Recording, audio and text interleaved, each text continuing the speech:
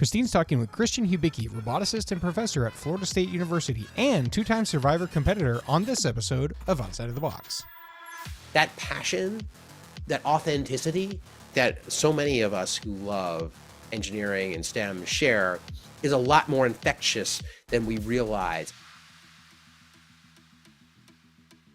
Hello, everyone, and welcome to another episode of Outside of the Box. And it is kind of rare that I get to blend multiple areas of passions that I have or have had in the past. Not everybody that watches this show knows that I used to be a pretty heavy fan of Survivor. And a unique opportunity that I had was my guest today, who is very into robotics and also happened to be on Survivor twice. So I have Christian Hubicki here with me to talk about mostly robots, but some Survivor. So welcome to the show. It's great to be here. So some mix of both, where we will go where it goes. No, it's great to be here. I appreciate the invite. Of course. So I'm definitely really excited to dive into this. The first thing that I really want to talk about is I know that a big area of passion for you within robotics is specifically bipedal robots, and like how where we can go with that and certain applications of that. And I'm curious to talk about not just that, but like with the onset of AI becoming so big, what your thoughts are about, incorporating that into those types of robots as well. What are your thoughts on that? Well, it's a great question. And in fact, the question, it's been quite the exploding industry recently. But let's get into it. So yeah, my background is in bipedal robots. That's where I got my PhD in. I have a dual degree PhD in robotics and mechanical engineering. And I did my PhD in trying to get robots on two legs to walk better. And we would use specific algorithms that made it better at balancing and being more efficient when it would walk around. And we also studied how animals would run on two legs. I mean, we're animals and we run on two legs, but also things like ostriches and things like that. So the goal is, so why have something on two legs other than the fact that we think it's cool? And frankly, I think it's cool. It's probably why I got into the field. But the idea is that you want to be able to send a robot where anywhere a person could go, but maybe it's a really bad idea right now. Maybe really like trying to hike out into the woods, trying to find someone who's missing. The thing about like when you're walking on two legs, you can be upright. You can use your hands to climb, grab onto a tree and then step over like a log. Or for instance, a burning building. We build our buildings with stairs, and you need someone to maybe barge into the building and check and see if someone's inside. And if there is someone inside, you need someone to pick them up and then carry them out. And two legs is a great way to be upright and go through these human-like environments. But the thing is, robots in general are not as good as people getting around on two legs. And for every fantastic video there is of a robot getting around, there are also wonderful videos of robots falling down. Okay. Now you mentioned AI. Now AI is a big umbrella term. I think we often, maybe your audience might think of these chat GPT, these chat bots, these algorithms that will make that'll make pictures for you based upon prompts, and those are in fact incredible. But in fact, the thing that has made robots walk around much better more recently is a much simpler version of what you might call AI. It still uses neural networks, but the neural networks aren't these billion parameter models that they put in these giant, that they execute on these giant data centers. They're much smaller. They'll fit on a computer that fits inside of a robot, and their only job is to say, this is the way I'm posed right now. This is the way I'm moving. Where should I put my leg? How much should I move my arm to the side? That's all it's doing. It's much simpler. It's a much simpler algorithm. But they made the robots much more reliable getting around.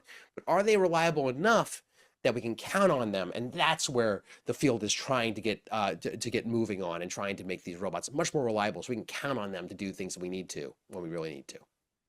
Right. And honestly, I think that when it comes to that type of robot design, like that's where it needs to go, right? You see a lot of these videos of like some of the stuff that Boston Dynamics is doing, or like robots doing judo, or whatever the case may be. And that's really cool, that they can make them do that. But I think like the point of having a robot do something that might be unsafe for a person to do, that is necessary, and have them do that job, to save someone, or be in a dangerous area and retrieve something like that, I think is the way to go.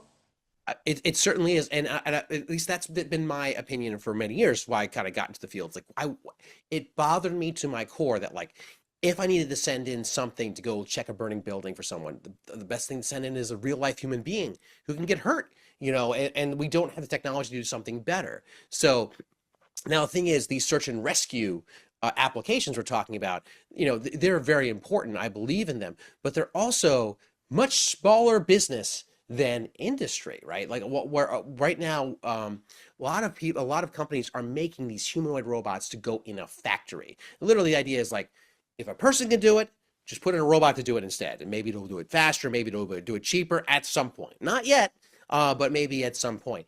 And that's where it gets a kind of a trickier wicket, a stickier wicket, I guess is the phrase, and where you need to because you're like, at what point do you need something that walks around? Certainly some of these tasks, it's good to have hands. To pick up my phone, it's good to have a hand to pick up the phone.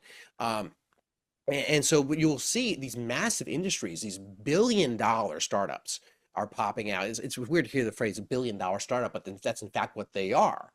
These billion-dollar valuations, sometimes billion-dollar investments in these companies. Like the idea is that we're going to make a humanoid robot that's going to do anything a person could do in a factory. Right now, it's still a guess as to whether or not this would work in a way that is economical or is reliable enough. But that's where there's a ton of money in this industry. So and the banking that someone will crack this problem, but it's a challenging one.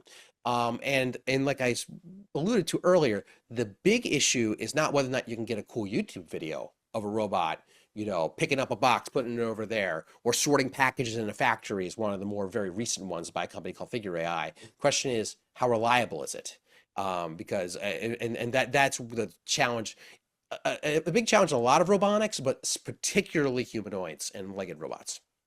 Yeah, yeah, for sure. And I think this is a really good topic to bring up because so many people think of those types of robots and think of movies where maybe they were portrayed as like this is a bad thing and it's going to like hurt people if you have robots walking around and doing things. To lead that into my next question, I know that you talk a lot about robots and the way that they're used in film and TV and stuff. I mean, I know like Short Circuit was a big thing for you growing up. Is there a movie or like more than one movie where you think that they really got robots right? Ooh, I mean, so in terms of getting robots right, I mean, I think that, geez, I need to have a better example offhand. But this is a great question because you're often asked like, which are the ones that are bad? Like, like it's easy to point those out. This is a movie. I want to say they got the robots perfectly right, but I do love the movie Interstellar, with they have the TARS robot. That one always stood out to me for a number of reasons. Not necessarily because it's the most practical robot. In fact, I think the way it locomotes is if you've never seen the movie, imagine two dominoes. Imagine like two dominoes that are connected at the top by like a hinge, so they kind of swing back and forth. And that's the way it kind of walks around. It kind of swings its leg back and forth like these big like domino blocks. It does more than that as the film progresses. You learn that these things have a lot more functionality. But it was interesting. The idea is like, oh, we'll just have a big thing that I think the idea is these are robots that were adapted from these military robots that would basically take a beating. They were basically these big armored blocks. But what it does is it's actually a bit of a nod, in my opinion, to how some of these experimental robots originally walked, which were literally just like two blocks on a hinge, and they kind of swing back and forth past each other. They didn't walk particularly well, but one thing I liked also is that it basically was a chat bot. Like it would sort of chat with you. You could dial up its personality. I thought that was that was ahead of its time because that movie came out in 2014, before we had kind of useful chat bots. But in terms of the locomotion, I think that the movie iRobot, while it catches a lot of flack justifiably for all kinds of reasons, the sort of locomotion that we're seeing from robots jumping around and doing all kinds of things that are in a very humanoid way, it actually does a pretty good job with that. I wouldn't have said that a couple of years ago. Like the way that they walk around is frankly quite human-like. Um, I think that if one movie that's fun to think about is actually Pacific Rim, where you had giant robots. I gave a talk where I was talking about like yes that they tried to in that movie they tried to pilot these robots around by having people like mimic the way they want to walk, and that's actually like a challenging thing because humans, the smaller creatures like us compared to these giant building-sized robots, we swing our legs faster, a lot faster than these tiny, at least at a different pace, sort of like a stride frequency. You know, like your dog, a tiny dog that's running around, is gonna have a very fast stride frequency. It's a smaller thing. It also has four legs, but like or tiny birds when they run around, they have a very fast stride frequency. When you get bigger, they swing slower. So the question is, how do you control a robot that walks a lot more slowly in terms of stride cycle with a faster moving person? Well, there are actually researchers who looked into this, who said, hey, if you strap the person into a bit of an exosuit that forces them to walk more slowly, you could use it to control a larger robot. Anyway, I'm going off on a bit of a tangent here on a couple of robots I find cool for different reasons, but they all get something wrong. I find there's none of them have really nailed it. Yeah, that's a fair answer. Now I have a friend that specifically told me to ask you, and I was gonna see if you brought it up first, but specifically told me to ask you what you think of the Iron Giant. Oh, the Iron Giant is a fun and cartoony one. I mean, the thing is like a rocket pack, right? The thing flies at some point, right? I think that, I mean, basically any robot, giant robot that flies, already you could be like, okay, well, that's not going to be a very realistic one because the amount of fuel it takes for something really heavy to get off the ground is enormous. It's there's a reason that like a rocket that gets off of the ground and gets out into space is mostly fuel that it gets rid of by the time it goes off. But it is a fun one, like when it's on the ground. So let's get rid of the flying part. Okay, let's get rid of the flying part for it. I think that it was just a giant walking robot, science fiction style robot walking around. I bet you, I think I would need to look at one thing I would look for is the stride frequency. How slowly does it step? And sort of compare it to a more like a Pacific Rim, which is probably closer to what it should be. There's an equation for that I should actually run myself for these movies to compare. Like when you on one axis you could have the size of the robot, and then on the vertical axis you might have the stride frequency or how long or how long it takes to take a step, how many seconds, right? And what you would predict via some of the scaling laws and robotics, and see which one of them actually obey it. That would be a cute little exercise for the viewer at home. Yeah, I would definitely agree with that. It definitely like that thought process is very Mythbusters-esque, which is something that I certainly grew up on. Um, One You thing talked that with Gary Byron at one point, I saw. yes, I did.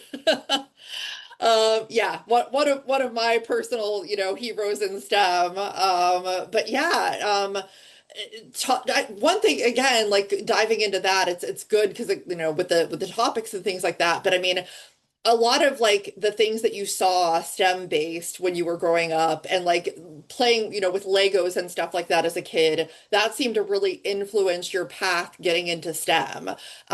Talk about that because I think that's like so important. I think a lot of parents don't realize how important something like buying a kid a Lego set is such a great pathway into STEM because it really teaches you to think about, the building process and, all of those things and kind of get into those engineering concepts very early. No, 100%. I mean, just getting your hands on something that you can just feel the progress with, like you have a creative vision, like I want to make a dinosaur. And then you're like, and you realize, okay, you have these Legos in front of you. What do you do with it, right? And you might make a dinosaur, and you just take a bunch of blocks, you stick them together, and you're like, okay, well, it's a dinosaur, but I would like it to move its tail. What do I do? It's like, well, I have this thing that's been I'm gonna put a motor on that, right? That engineering process that you're sort of vibing out, if you will, as a kid is really important. I mean, like that, like, um, and then you learn to challenge yourself to get it to do more things, right? And that's the engineering process. That's the creative process, and that's what's fun about it.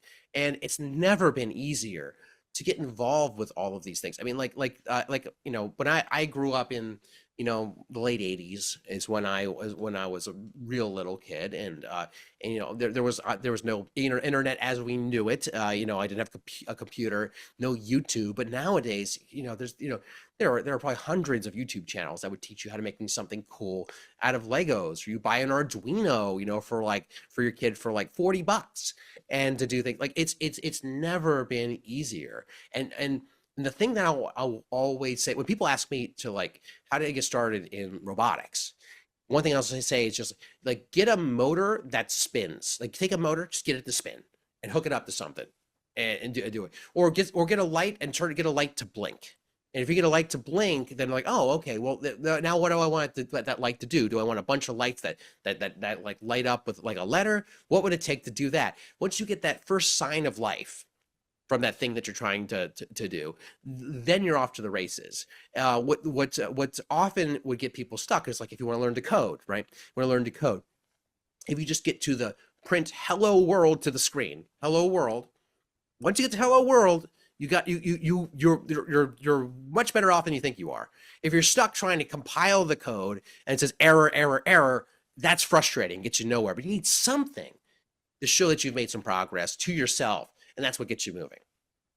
Yeah, yeah, definitely. I think I learned more from watching my kid in first Lego League and like just learning those very basic things of coding and the different things you could do with the little motors like that taught me so much that I didn't know before. So yeah, it's really interesting. And I mean, you spent a lot of time obviously doing first robotics. And so I'll kind of segue into competitive robotics. Now, first is obviously competitive, but maybe in a slightly different way than the world that I am often in, which is combat robotics.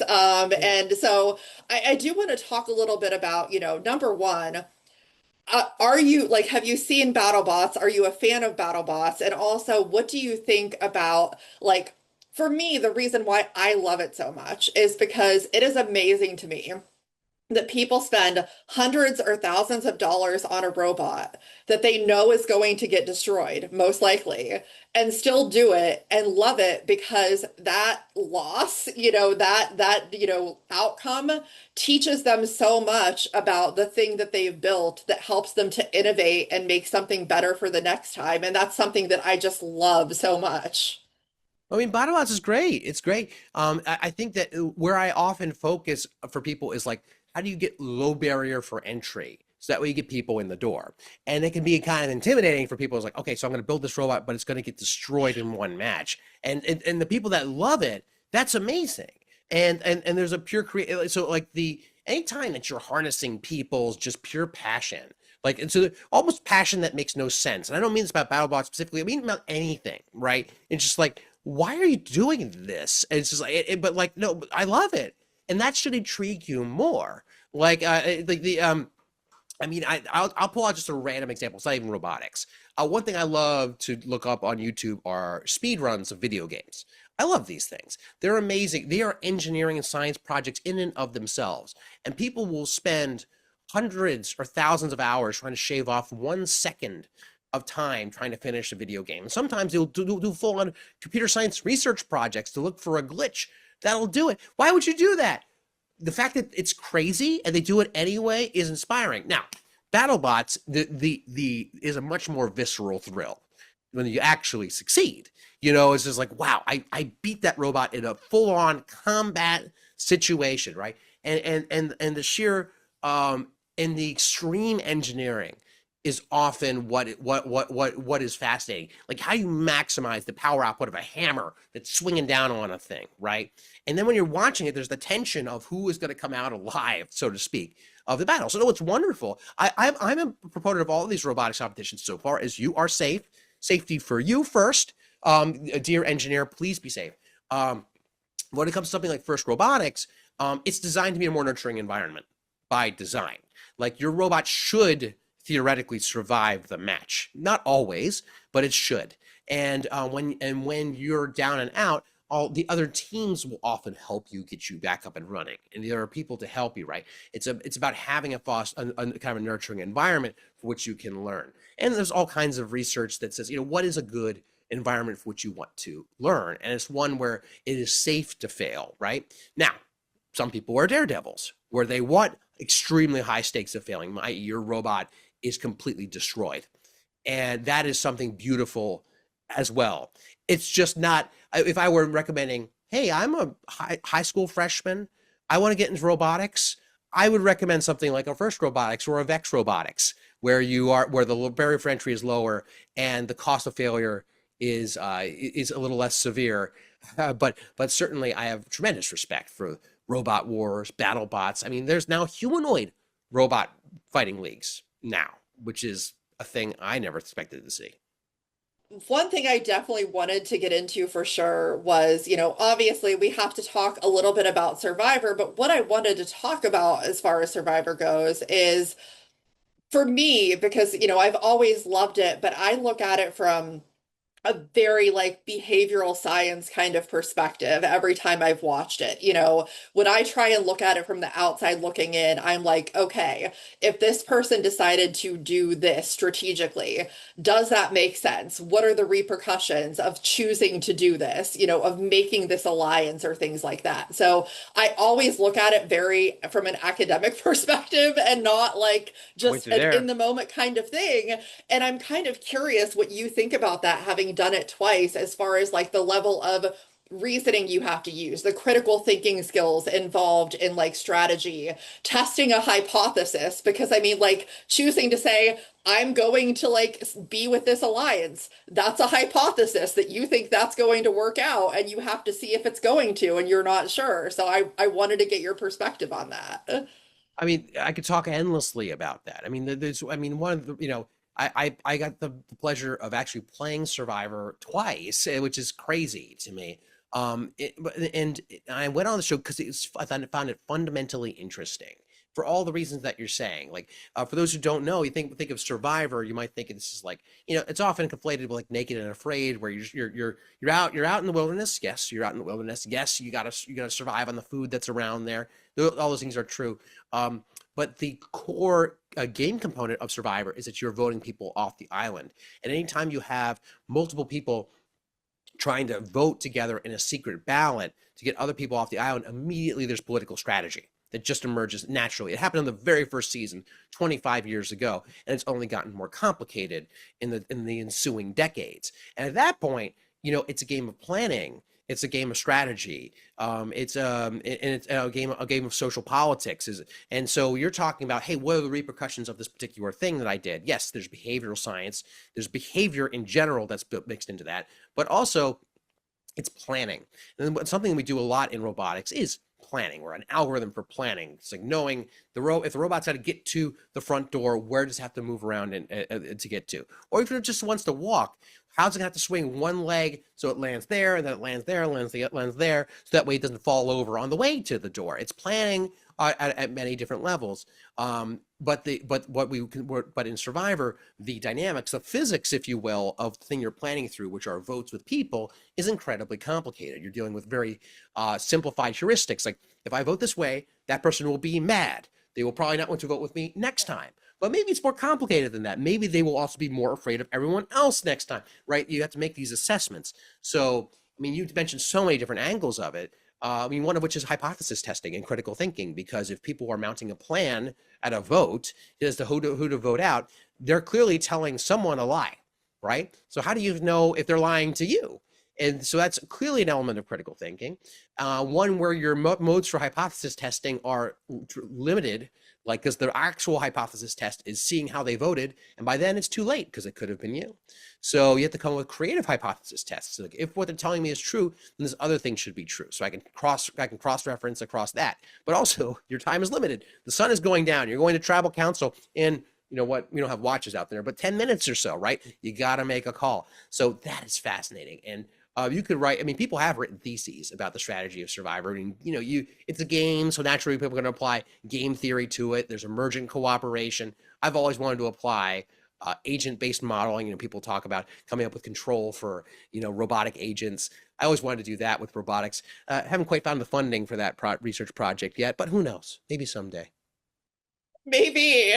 I mean, how did you feel? Because, you know, like again, I try not to assume that everybody who kind of thinks in that like very, you know, I call it an academic way, but like somebody that's very like thinks very hard about the things that they're doing and like, you know, their brain takes all kinds of different paths. I mean, I know that's what I do, but like, do you feel like the way that your brain works and the way that you process interactions with people was helpful to you on Survivor, or do you think that it was not as helpful for you? Uh, I thought it was very helpful. I mean, like, I mean, one thing that, I mean, you talked about all the wonderful people in the in the Robot Wars Robot Combat League, right? It's a collaborative business, robotics, right? You have to work with people a lot.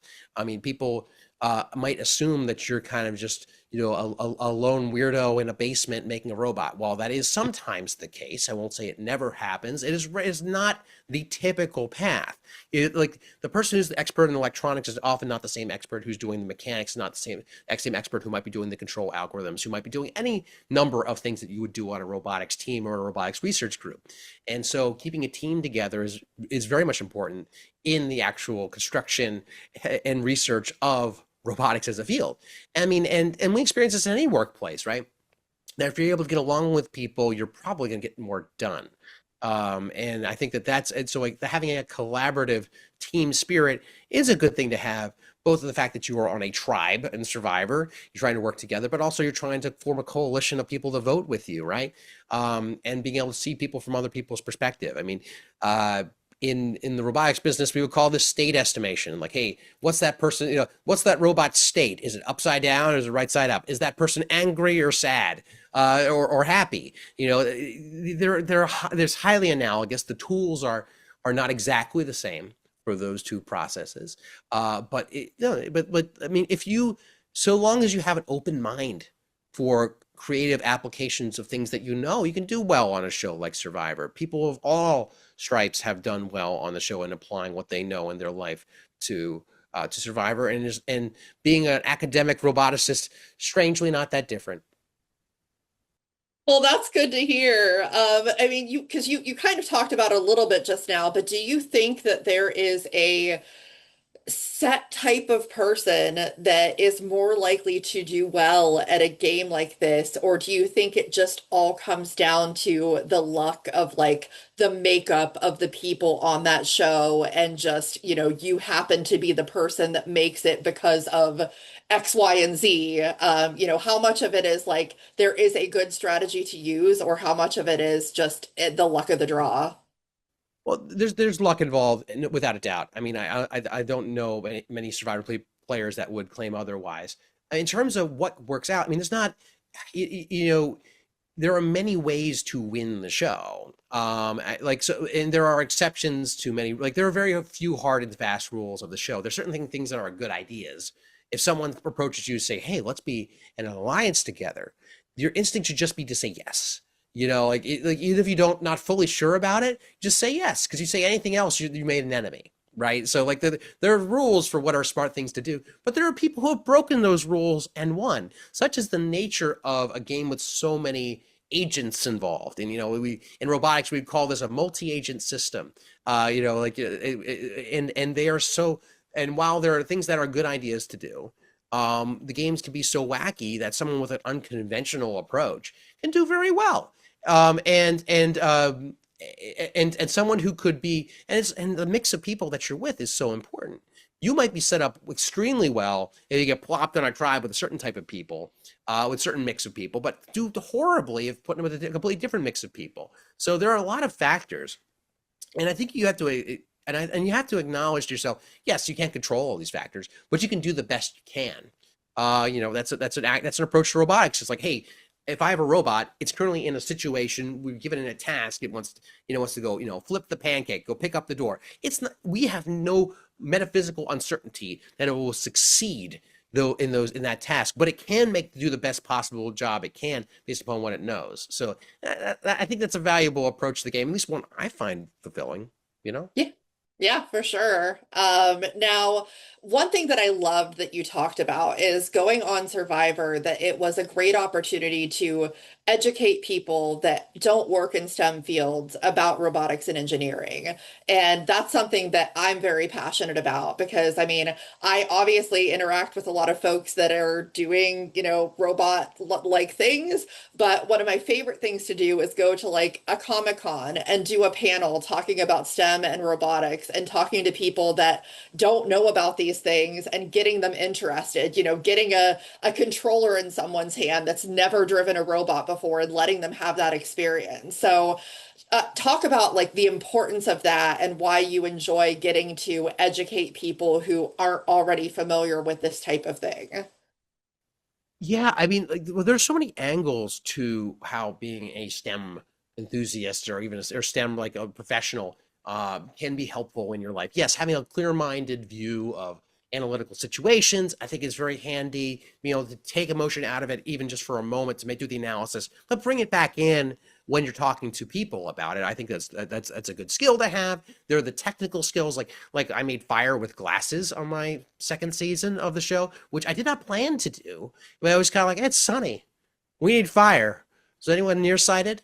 And it's like that, and it just works out. So you see the practical utility of it, and the sort of improvisational skills you get when you just have a general scientific literacy about you. But I think there is just something powerful to that kind of view of life, of realizing that yes, you can enjoy life as it comes at you from a purely emotional and aesthetic and humanist perspective. All that is incredibly true and valid in my own life, but also being able to turn on the analytical aspects, like, okay, what's happening here? If in this situation, like how do I analyze the situation and say, maybe I'm in a bad spot with these people here. What do I do? What are my options? And engineer a solution, problem solving, if you will, kind of like engineering, and then formulate that solution. Like, okay, well, how can I execute that? Now, given the social dynamics situation, how could that be executed with that? And really interesting solutions can come out of it. You might come across simple, that you have to go to a tribal council and you vote, and the most votes on someone goes home. But when you actually look at when you actually break it down, all your options, there are different ways you can split up the votes. So even if you don't have a majority, you can come up with a plurality vote where you split up the votes, in different ways by telling people different things. Interesting solutions emerge. And I think that's just so much fun. And if you embrace the game for what it is and your own passions for what they are, you could have just such a diabolically fun time. That sounds bad. A beautifully fun time.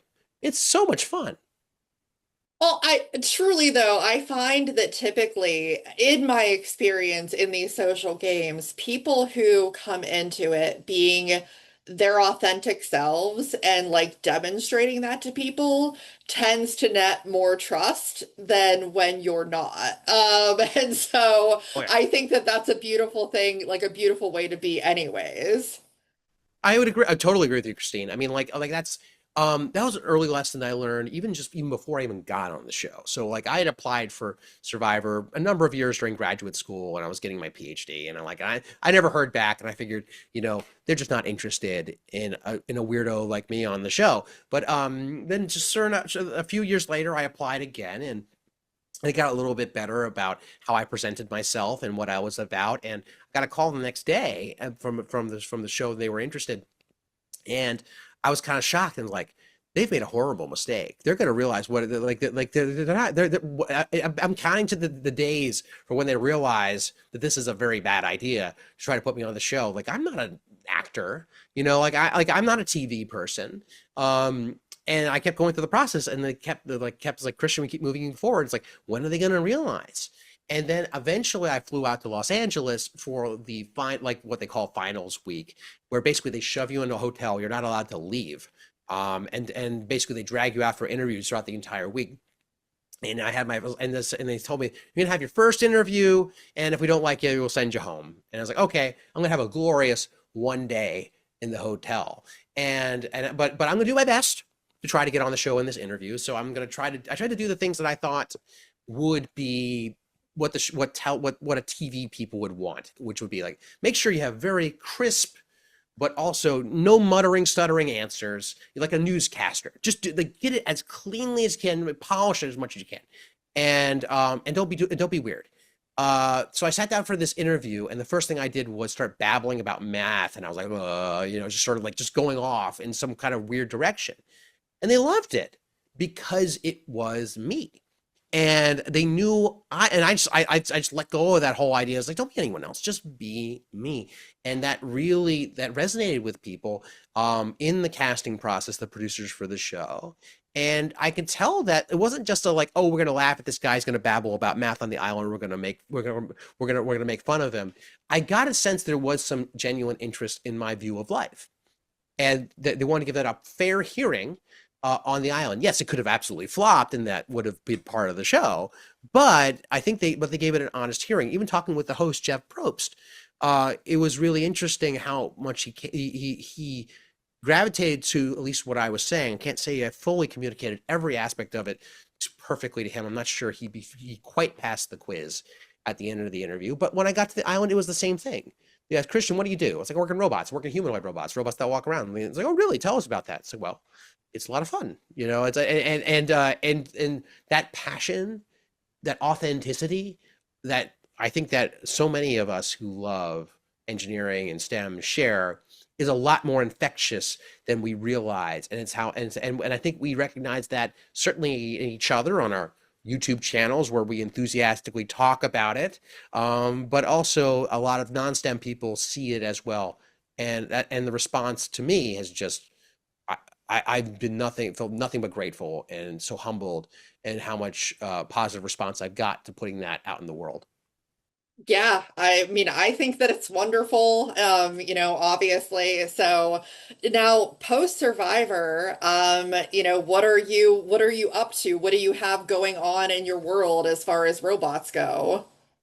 Yeah, so like in my day job, I'm a robotics professor. I am an associate professor of mechanical engineering at Florida State University and Florida A&M University. I run my own laboratory, and I teach classes in robotics. In fact, I put all my lectures up on YouTube starting this year, so people can watch my machine learning classes and things like that. But one thing I love is talking to the public about robotics, and so I put out occasional videos on my YouTube channel. And now it's summer. I'm doing a lot of my research projects. We're working on a few robot ideas that we've been developing for the past handful of years with my graduate students, and that's been fun. But also, I enjoy putting material out to the public, explaining these, robotics news to the public. I've done it on a couple of occasions. I'll go to pop culture conventions and talk about this year in human robotics, and I'll film the talk and I'll put it up on YouTube. So I enjoy getting people, seeing the spark you see when they get it. And you see that in teaching in your classes. You see that with your graduate students when you're running your lab. And you see that in everyday folks who just happen to click on your YouTube channel. So I enjoy that immensely, and I intend to keep doing it. Yeah. And obviously, if people want to kind of follow what you're doing, YouTube sounds like a good place to do that. Are there any other places that people should check out? Sure. I've been very active on Instagram. All the socials. You can find me at Hubicki. So I'm Christian Hubicki. So Hubicki, Chubicki, kind of like Chewbacca's little brother is the way I think about it. You can find me on Instagram, on Blue Sky. You can find me on YouTube, TikTok, even occasionally on Twitch. I'll Twitch stream. I did a couple lectures on Twitch. Sometimes I play a little bit of Blood on the Clock Tower, which is a fun social deduction game, a little a la Survivor that I enjoy playing as well. So that's where you can find me. Yeah, that's wonderful. Yeah, that's ironically, I also am a storyteller for Blood on the Clock Tower on Twitch. You're kidding me. No. Did you know this about me? Have we not planned this? So yeah, no, I'm a lot of us survivors love playing Blood on the Clock Tower. For those who don't know what Blood on the Clock Tower is, I don't know if it's part of your usual content here, Christine, when you talk about Blood of the Clock Tower. It's if you ever played Among Us or Werewolf or Mafia or various, it's like that. But imagine if the rules were immensely complicated, and that's what makes it so much fun. It's actually an extremely fun game, and honestly, it's good. It's good prep for Survivor. I played it in between my two Survivor seasons, and I mean, talking about being able to take a break, turn on your analytical brain, and come back into a social situation. It's so much of that. Oh my goodness. It is it's an incredible game of deduction. I That's for another podcast, Christine. We can go in for an That's a hour yeah, on that's that. a That's not going to be a whole problem. other one. But yeah, that's Whew, that's great. That's great. so much fun. Well, obviously for those who are watching, please check out all of Christian's social media, YouTube, all of that good stuff. I'm sure we'll find some interesting things, especially for my audience that maybe isn't familiar with Survivor and didn't know anything about this. So definitely check that out. Make sure that you like, share, subscribe, all of those good things. Keep watching, and we'll see everybody next time on the show.